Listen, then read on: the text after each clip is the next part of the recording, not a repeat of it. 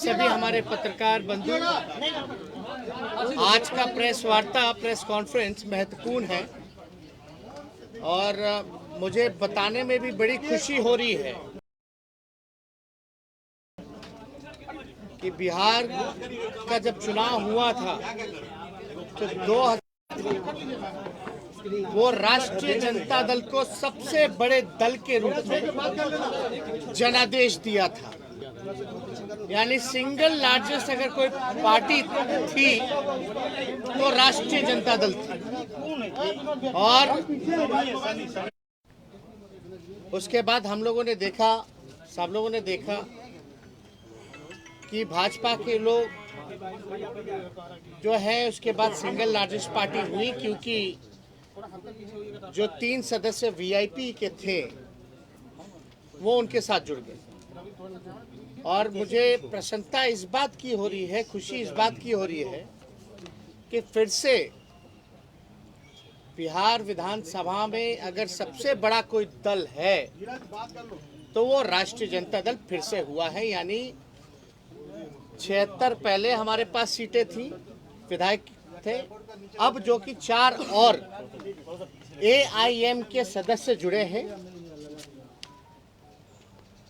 जोगीहाट से शहनवाज भाई, मोहम्मद अंजार नईमी जी बहादुरगंज से, मोहम्मद इजहार अशफी कोचाधामन से और सईद रकनुद्दीन अहमद जो 22 से जो है, जो एआईएम में थे। यानी एआईएम को 5 सीटें मिली थी, जिसमें कि 4 विधायक, ये चारों विधायक राष्ट्रीय जनता दल में जुड़े हैं और पार्टी ने स्वीकार्यता दी है। और आप सब लोग जानते हैं कि जो भारतीय संविधान के 10वीं सूची, जो भारतीय संविधान का 10वीं सूची धारा 4 के अंतर्गत में इन लोगों ने राष्ट्रीय जनता दल में विलय किया है। यानी मिनिमम जो है, आपको किसी भी दल का अगर विलय होता है तो 66% होना चाहिए।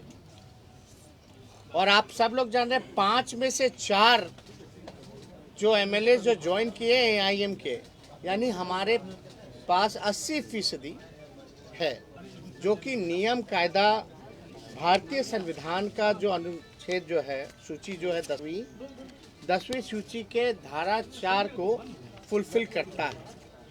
इसी टेक्निकल रूप में ये ज़रूरी होता है कि जो इन्होंने प्रस्ताव दिया, जो इन्होंने अध्यक्ष जी के नाम पे दिया चिट्ठी, कि इन चारों की इच्छा है कि राष्ट्रीय जनता दल ज्वाइन करे, तो फिजिकल रूप से हम लोग आज बिहार विधानसभा भी गए और फिजिकली जो है चारों विधायकों की पेशी आदरणीय अध्यक्ष जी के समक्ष हम लोगों ने रख दिया। हम लोग मिलकर के भी आए हैं और आप लोग सब लोग जान रहे हैं कि हम इन सभी चारों विधायकों का आभार प्रकट करना चाहते हैं। शहनवाज भाई हुए, नईमी साहब हुए, मोहम्मद इजहार अशफी साहब हुए, रकनुद्दीन अहमद साहब हुए, चारों विधायकों का हम धन्यवाद और आभार प्रकट करना चाहते हैं कि इन चारों के आने के बाद जो अभी राष्ट्रीय जनता दल के हैं, जिन्होंने अभी ज्वाइन किया है, चारों आरजेडी के नए विधायक का ताल्लुक राष्ट्रीय जनता दल से पुराना रहा है। 2005-10 में लोगों ने चुनाव भी लड़ा है और शहनवाज भाई तो 2015 में विधायक ही थे राष्ट्रीय जनता दल के। तो इनकी वापसी जो है, घर वापसी हुई है, जिससे हमारा दल महागठबंधन मजबूत हुआ है। और देश के हालात को देखते हुए इन लोगों ने जो फैसला लिया है, ये बाकायदा लीडर फैसला है और हम लोग सब लोग चारों जो नए राष्ट्रीय जनता दल के विधायक हैं उनको राष्ट्रीय अध्यक्ष जी से भी हम लोगों ने मिलवाया है। उनका भी आशीर्वाद सभी लोगों से प्राप्त हुआ, सभी लोगों पर। तो बड़ी खुशी की बात है कि फिर से पुनः इन लोग देश के हालात को देखते हुए इतना निडर फैसला लेते हुए पुराने घर में वापसी इन्होंने की है, इसलिए हम लोग दिल से इसका स्वागत करते हैं। तो नहीं, हम चाहेंगे कि चारों जो विधायक हैं वो भी अपनी बात जो है आप लोगों के सामने रखें। उसके बाद जो सवाल का जवाब होगा हम सवाल का जवाब देंगे। अपना सर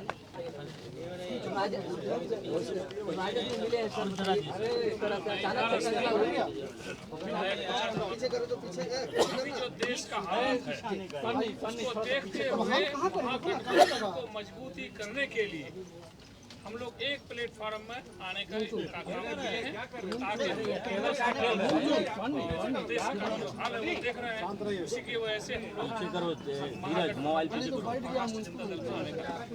प्लानिंग पहले से चल रही ये अभी सवाल बाद में, पहले अपना बात रखें।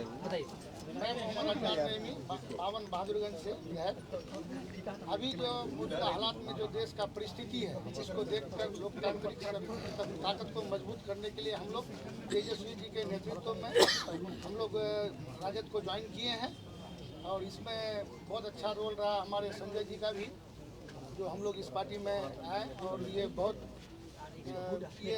अहम फैसला था जो प्रदेश के लिए भी ये साबित होगा। वक्त आने पर पता चलेगा कि हम लोगों का जो मंशा था महागठबंधन को मजबूत करना, प्रदेश को मजबूत करना और देश के हालात को देखते हुए हम लोगों ने ये कदम उठाया। शाहनवाज जी हैं, आप लोग जान ही रहे हैं, हम लोगों के पार्टी के कद्दावर नेता रहे और सीमांचल के जो गांधी कहलाते थे स्वर्गीय तस्लीमुद्दीन साहब, उनके ये शहजादे हैं, छोटे पुत्र हैं। तो हम चाहेंगे कि अपनी बात रखें। देखिए, हम चारों लोगों को AIMIM ने मौका दिया, हम इसके लिए उनका शुक्रगुजार करते हैं। दूसरी बात, आप देखे होंगे जो मौजूदा चुनाव अभी कुछ वर्ष पहले हुआ, आप बंगाल का चुनाव देख लीजिए, आप उत्तर प्रदेश का चुनाव देख लीजिए, उत्तर प्रदेश का चुनाव देख लीजिए। तमाम सेकुलर ताकतें, हमारी पार्टी भी लड़ी थी जिस पार्टी में मैं पूर्व में था, सब लोग अल्पसंख्यक हो या सेकुलर लोग हो, तमाम लोगों ने सेकुलर फोर्सेस को मजबूत करने की कोशिश की। उसी क्रम में उसी दोनों प्रदेश का रिजल्ट को देखते हुए हम लोग जिस क्षेत्र से आते हैं, जोकीहाट से आते हैं, सीमांचल से आते हैं, वहाँ के अल्पसंख्यक, वहाँ के सेकुलर लोग चाहते थे कि हम तमाम लोग फिर से बिहार में जो सबसे मजबूत सेकुलर पार्टी है हम उसका हाथ को मजबूत करें, उनकी लड़ाई को आगे बढ़ाएं और सीमांचल की जो बदहाली है उसको सब लोग मिल करके दूर करें।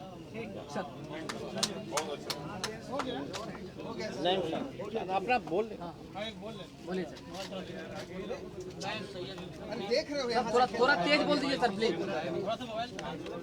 MIM पार्टी से विधानसभा चुनाव लड़ा, मैं पहले भी विधायक था और माननीय लालू जी के नेतृत्व में पहले भी राजनीति की है बिहार में। और अभी मौजूदा हालात में जो मुल्क के हालात हैं और सारे सेकुलर एक प्लेटफॉर्म में आते हैं, सबके खिलाफ चुनाव लड़ना है।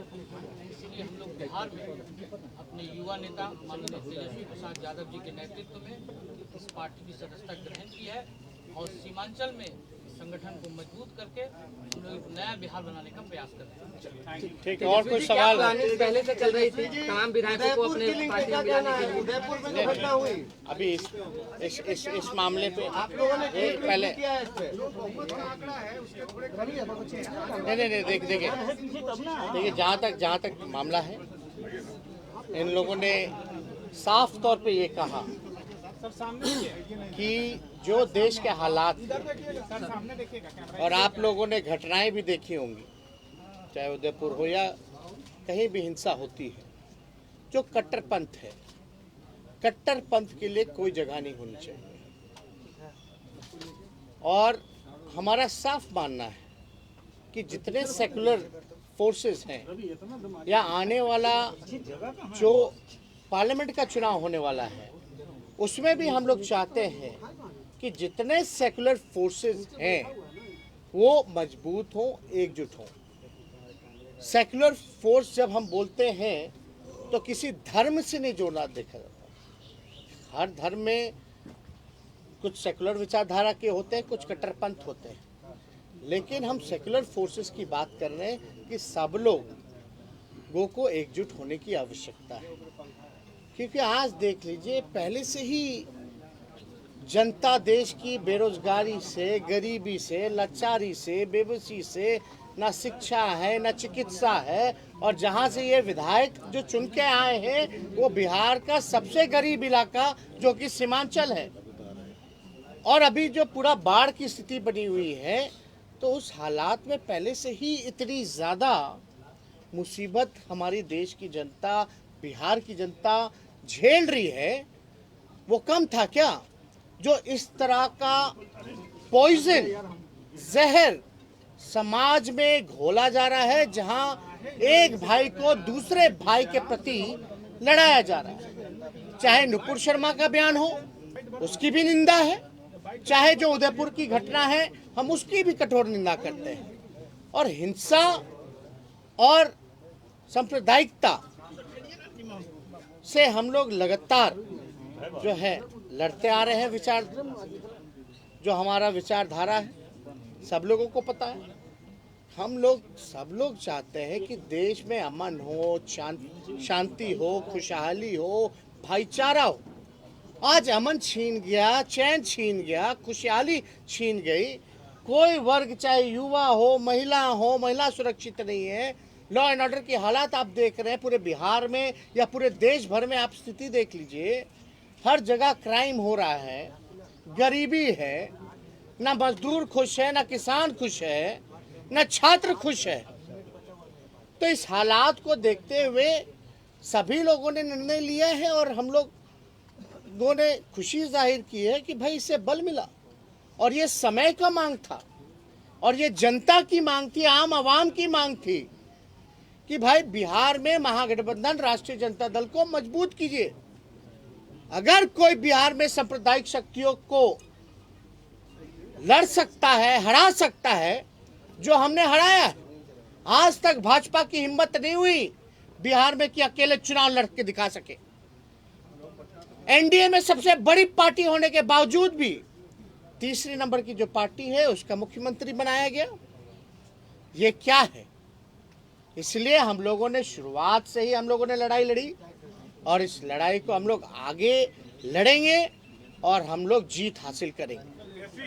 है कि आप बहुत जल्द जदयू में भी कोई बड़ा ऑपरेशन करने वाला है। नहीं, सब कोई ऑपरेशन सर्जरी थोड़ी ना होता है। ये सब देखिए, कोई सर्जरी ऑपरेशन नाम, भाई हम लोगों की क्या ताकत है जो बीजेपी की है उस हिसाब से। ये तो एक विचार की लड़ाई में विचारधारा से जो लोग जुड़े हैं, जो जनता की मांग है उससे ये लोग आए हैं, जो समय की मांग थी उससे जुड़े हैं। वरना आप तो जानते, हम तो विपक्षी दल हैं, लेकिन फिर भी बिहार की जनता ने महागठबंधन को जनादेश दिया। वो अलग बात है कि चोर दरवाजे से कोई सरकार आई और बनी, लेकिन इतना मजबूत विपक्ष बेईमानी के बाद भी हम लोग इतने मजबूत हैं कि लगभग जो है ज़्यादा दूर नहीं है सत्ता से। फिर भी हम लोगों को सत्ता का लालच नहीं है, लोभ नहीं है। औरों को होता है और है भी, वो दिखता भी है, छलकता भी है, लेकिन हम लोगों को इतना रसाकसी में भाजपा जदयू आपस में लड़ रहा है, फिर भी बेइज्जत कर रहे हैं एक दूसरे को, फिर भी बने हुए साथ। ये दिखाता है कि कितना सत्ता का लालच है, लोभ है। लेकिन हमारी लड़ाई चलती रहेगी। एक विचार की लड़ाई है और पूरे देश में दो विचारधारा है और दो विचारधारा के बीच लड़ाई है, और लड़ाई जो अहिंसा में विश्वास करता है, जो अमन चैन भाईचारा में विश्वास करता है, जो देश का उत्थान में विश्वास रखता है, विकास में विश्वास रखता है, जीत उसकी होगी। जो नफरत की राजनीति करते हैं, झूठ बोलने का फैक्ट्री जिन लोगों ने खोल रखा है, जो मैन्युफैक्चरर हैं, होलसेलर हैं, डिस्ट्रीब्यूटर हैं, उनको जनता सबक सिखाएगी। बीजेपी को भी बड़ा झटका लगा है, कहीं ना कहीं बड़ी पार्टी थी। नहीं, अब कैसे हुई नहीं हुई, अब हमको तो अरे अब कौन किसको, वो लोग एनडीए में आपस में झटका खेल रहा है, एक दूसरे को कभी ना कभी झटका ही देते रहते हैं। तो उसमें हमको नहीं, हमको अपना काम करना, अपने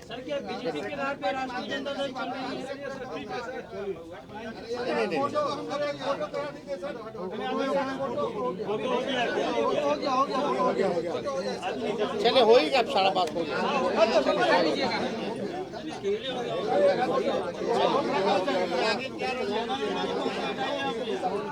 लड़ाई जारी है, संघर्ष जारी है, कारवां बढ़ाते जाएंगे। आराम से हटा लो, पैर से